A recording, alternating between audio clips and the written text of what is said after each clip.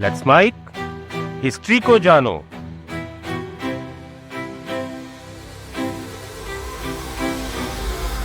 18वीं सदी में जब मुगलों की सत्ता सिमट रही थी, तब भारत के मानचित्र पर एक ताकतवर सत्ता उभर रही थी।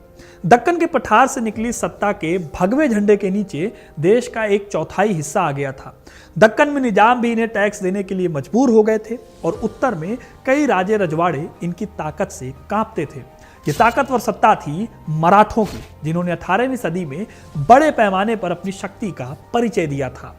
मराठों ने अपनी ताकत दिखाते हुए मुगलों की राजधानी दिल्ली पर 1 या 2 बार नहीं बल्कि पूरे 8 बार हमला किया। इसमें से 4 बार इन्होंने दिल्ली पर कब्जा किया। लगभग 100 सालों तक इसे अपने कंट्रोल में भी रखा। कागज पर भले ही हम मुगल बादशाहों को दिल्ली के तख्त पर देखें, लेकिन 18वीं सदी में असल में वो बादशाह होने की बजाय बस कठपुतलियां थे, जिनकी रस्सी मराठों के हाथों में थी। लेकिन फिर भी उन्होंने या मराठों ने दिल्ली पर कभी भी शासन नहीं चलाया।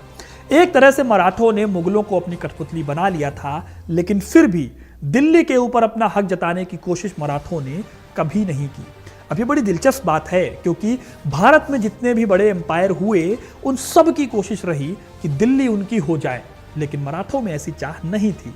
आज मैं आपको बताऊंगा कि आखिर क्यों मराठों ने दिल्ली पर कब्जा करके यहां से मराठों का शासन नहीं चलाया। तो वीडियो को अंत तक जरूर देखिएगा, क्योंकि अपना इतिहास नहीं जानोगे तो खुद को कैसे पहचानोगे। 18वीं सदी में साल 1707 में जब मुगलों के आखिरी सबसे ताकतवर बादशाह औरंगजेब की मृत्यु हुई, तो उसके बाद से मुगल साम्राज्य बिखरता चला गया। वहीं दूसरी तरफ मराठा साम्राज्य लगातार आगे बढ़ता रहा। इस टाइम पर मुगलों का ताकतवर दौर बीत गया। धीरे धीरे मुगल ऐसे बिखरे कि उनका शासन दिल्ली और आसपास के इलाकों तक ही सिमट कर रह गया। इसी दौर में जाट, राजपूत, सिख और मराठा तेजी से उभरे। इसमें मराठों ने दिल्ली को सबसे ज्यादा प्रभावित किया, क्योंकि उन्होंने दिल्ली पर हमले तो किए ही, साथ ही मुगल बादशाहों को भी उन्होंने अपने हाथों की कठपुतली बनाकर छोड़ दिया। इसमें 4 बेहद इंपॉर्टेंट हमले हैं, जो एक तरह से इस राजनीति में टर्निंग पॉइंट थे। शुरुआत करें सबसे पहले तो 1719 में हुए मराठों द्वारा दिल्ली पर हमला बहुत इंपॉर्टेंट है। दरअसल 1711 में छत्रपति साहू जी महाराज ने अपना पेशवा यानी पीएम बनाया बालाजी विश्वनाथ को। उन्होंने सबसे पहला काम किया शिवाजी के पुत्र संभाजी महाराज की पत्नी यशोबाई को छुड़ाने का। कहानी में थोड़ा पीछे जाएं तो 1689 में औरंगजेब ने शिवाजी के पुत्र संभाजी महाराज की हत्या कर दी और उनकी पत्नी यशोबाई को बंदी बना लिया। इसके बाद करीब 30 सालों तक यशोबाई मुगल कैद में रही। 1707 में औरंगजेब की मृत्यु हुई तो उन्हें लाल किले में भेज दिया गया। इसके बाद पेशवा बालाजी विश्वनाथ भट्ट ने 1719 में शिवाजी की पुत्रवधू यशोबाई को लाल किले से छुड़ाने के लिए दिल्ली पर हमला किया। उस वक्त बादशाह थे फर्रुखसियार और बालाजी ने फर्रुखसियार को बुरी तरह हराकर संभाजी की पत्नी को छुड़ा लिया। एक बार विश्वनाथ भट्ट ने दिल्ली पर हमला करके मुगलों को हराया तो उसके बाद मुगल एक तरह से कठपुतली होकर रह गए। फर्रुखसियार को हराने के बाद बालाजी विश्वनाथ ने मुगलों से कई हिस्से छीन लिए जो औरंगजेब ने हथियाए थे। हालांकि बाद में मुगलों और मराठों की संधि हो गई, जिसके बाद दोनों गुटों में लड़ाई कुछ देर के लिए थम गई। मराठे मुगलों के संरक्षक हो गए और लंबे टाइम तक जब भी मुगल मुसीबत में फंसे तब मराठों ने उनकी मदद की। इसका एक मतलब यह भी है कि मराठों ने मुगलों की सारी ताकत अपने हाथों में ले रखी थी। इसके बाद अगली लड़ाई होती है साल 1737 में, जब मराठा पेशवा बाजीराव प्रथम मुगल राजधानी पर हमला करने के लिए दिल्ली पर आगे बढ़े। मुगल बादशाह मोहम्मद शाह ने मीर हसन खान कोका को 1.5 लाख सैनिकों की सेना के साथ दिल्ली पर मराठाओं के हमले को रोकने के लिए भेजा। बाजीराव की सेना ने दिल्ली की ओर बढ़कर ताल कटोरा के पास डेरा डाला। यह दिल्ली में एक जगह है। मुगलों ने मराठा सेना पर हमला किया, लेकिन मराठों ने उन्हें बहुत ज्यादा नुकसान के साथ हराया। हालांकि पेशवा बाजीराव ने भी दिल्ली पर कब्जा ना करके 3 दिन बाद मुगलों को दिल्ली वापस कर दी। लेकिन इस हमले में दिल्ली का नुकसान इतना हुआ कि 2 साल बाद जब 1739 में ईरान के शासक नादिर शाह का हमला हुआ तो दिल्ली को बचा पाना नामुमकिन हो गया। दिल्ली की लूट में नादिर शाह अपने साथ करीब 70 करोड़ रुपए का खजाना लेकर गया। इसमें वो मशहूर कोहिनूर हीरा भी शामिल था। इस घटना के बाद मराठों और ईस्ट इंडिया कंपनी को अच्छे से समझ आ गया कि मुगल सत्ता बेहद कमजोर दौर से गुजर रही है और इसका वो दोनों ही फायदा उठा सकते हैं। साल 1748 में मुगल बादशाह मोहम्मद शाह की मृत्यु हुई। इसके बाद मुगल आपस में उत्तराधिकार के लिए लड़ाई लड़ने लगे। इस लड़ाई का फायदा उठाया मराठों ने। उन्होंने अपने साम्राज्य का विस्तार जारी रखा।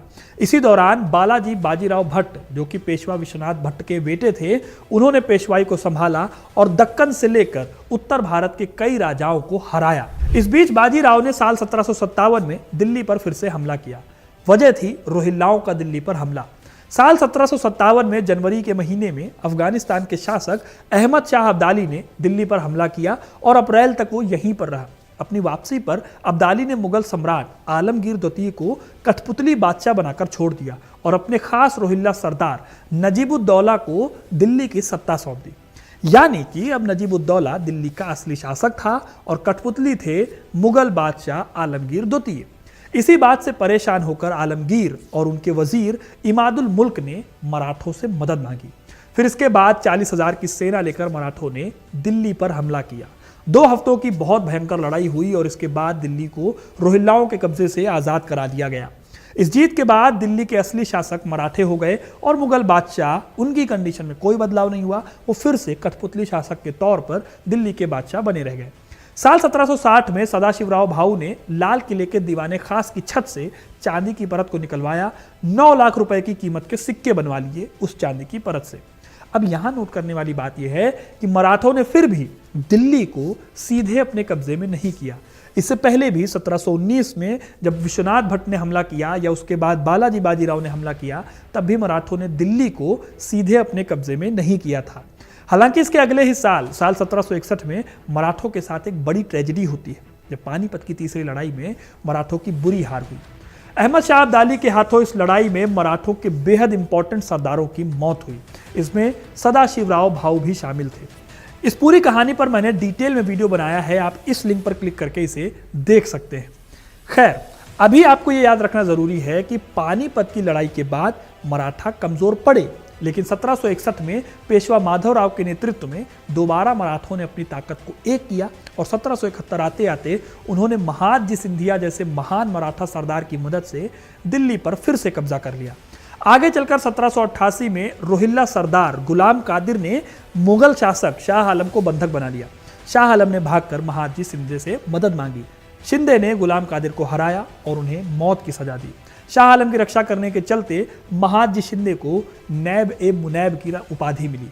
इस तरह साल 1771 से 1788 में महादजी शिंदे के नेतृत्व में दिल्ली पर मराठों ने कब्जा कर लिया और दिल्ली को जीत लिया। मुगलों को फिर से अपने कंट्रोल में कर लिया गया। मराठों ने इसके बाद करीब 15 सालों तक दिल्ली पर अपना कब्जा जमाए रखा और 1803 में जब पटपड़गंज की लड़ाई हुई, तब ईस्ट इंडिया कंपनी ने मराठों से दिल्ली को छीना। यानी इस टाइम पीरियड तक 4 बार हमले करके मराठों ने दिल्ली पर करीब 100 सालों तक शासन किया, लेकिन कभी भी उन्होंने खुद को दिल्ली का सरताज नहीं बनाया। 15 सालों तक लाल किले पर मराठों का भगवा झंडा बुलंद हुआ, लेकिन मराठों ने फिर भी खुद को दिल्ली का मालिक नहीं कहा, बल्कि पर्दे के पीछे से मुगलों की सत्ता को वो संभालते रहे। अब सवाल आता है कि मराठों ने ऐसा किया क्यों? इसको लेकर पहला अनुमान ये लगाया जाता है कि दिल्ली 18वीं सदी में कांटों का ताज हो गई थी। दिल्ली के आसपास जाट, सिख, रोहिल्ला और अवध के नवाबों की ताकत बढ़ती जा रही थी। ऐसे में मराठे खुद को पर्दे के पीछे रखना चाहते थे, ताकि वो अपना फायदा भी कमाते रहे और कभी भी सीधी आंच उन तक ना आने पाए। इतिहासकार इंद्रजीत सावंत बताते हैं कि छत्रपति शिवाजी महाराज, छत्रपति संभाजी महाराज और महारानी ताराबाई के बाद किसी भी मराठा शासक की दिलचस्पी असल में दिल्ली में थी ही नहीं। वो सीधे तौर पर दिल्ली पर राज करने के लिए उत्सुक नहीं थे।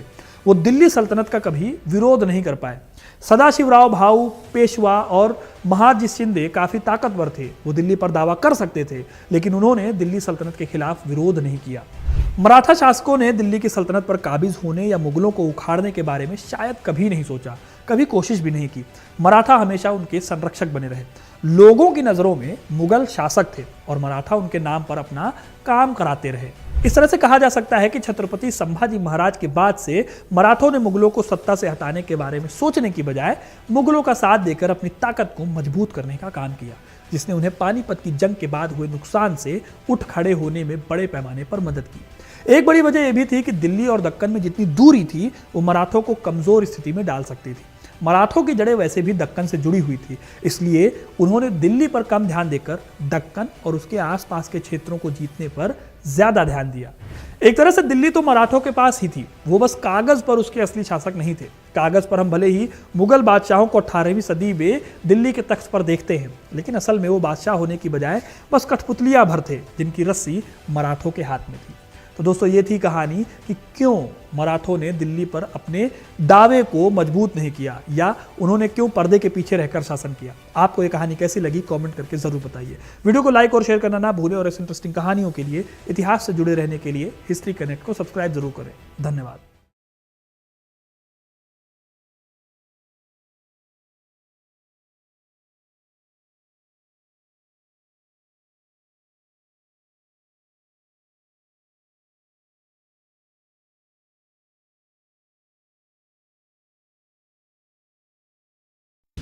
आप सुन रहे थे let's mike more than radio. Follow कीजिए हमें हमारे सोशल मीडिया प्लेटफॉर्म्स पर। It's time for news. It's time for more than radio. Presenting the first radio news app, Let's Mic.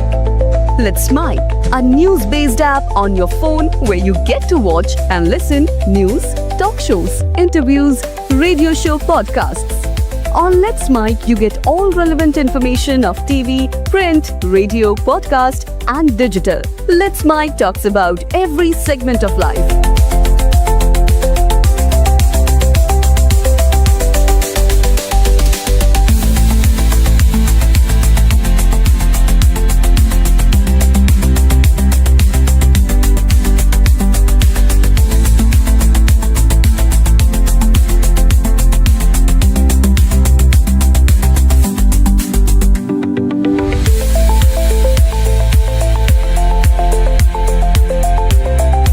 Download the app now from Play Store. Available both on Android and iOS mobile phones. Follow us on YouTube, Instagram, Twitter, LinkedIn, Facebook, Telegram, WhatsApp, Snapchat. Let's talk, let's connect, and let's mic.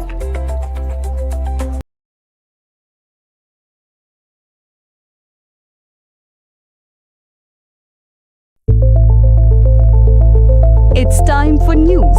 It's time for more than radio. Presenting the first radio news app, Let's Mic. Let's Mic, a news-based app on your phone where you get to watch and listen news, talk shows, interviews, radio show podcasts. On Let's Mic, you get all relevant information of TV, print, radio, podcast, and digital. Let's Mic talks about every segment of life.